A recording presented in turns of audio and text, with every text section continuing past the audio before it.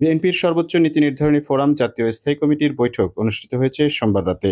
ওই দিন চলমান রাজনৈতিক বিষয়াবলীর পাশাপাশি জামাত প্রসঙ্গ গুরুত্ব পায় বৈঠকে। বৈঠক সূত্রে জানা যায়, বিএনপির স্থায়ী কমিটির বৈঠকের শুরুতে অন্তর্বর্তীকালীন সরকারের গত এক মাসের কার্যক্রম নিয়ে পর্যালোচনা করা হয়। সেখানে স্থায়ী কমিটির সদস্যরা তাদের মতামত তুলে ধরেন। কয়েকজন উপদেষ্টার বর্তমান কর্মকাণ্ড ও তাদের বিগত দিনের ফিরিস্তি আলোচনায় উঠে আসে। গত এক মাসে ডিসি এবং সচিব পর্যায়ে প্রশাসনিক যে রদবদল করেছে সেটাতে আপত্তি তোলেন বিএনপির নীতি নির্ধারকরা।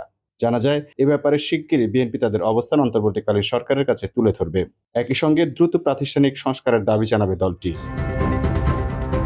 বিএনপির নীতি নির্ধারণী পর্যায়ের একজন দায়িত্বশীল নেতা বলেন, রাষ্ট্র সংস্কারে অন্তর্বর্তী সরকারে বিএনপির সমর্থন রয়েছে। সরকার ইতোমধ্যে এক মাসের বেশি সময় অতিবাহিত করেছে, কিন্তু এখনো সংস্কার কাজ শুরু হয়নি।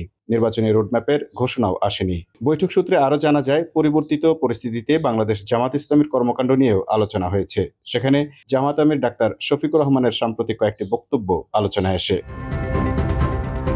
প্রসঙ্গত, ৫ আগস্ট সরকার পতনের পর জামাতের কর্মকাণ্ড বেড়ে গেছে। জামাত আমির সহ দলটির শীর্ষ নেতারা নানা কর্মসূচি নিয়ে দেশের বিভিন্ন জেলা সফর করছেন। সেখানে নেতারা বিভিন্ন বক্তৃতা করছেন।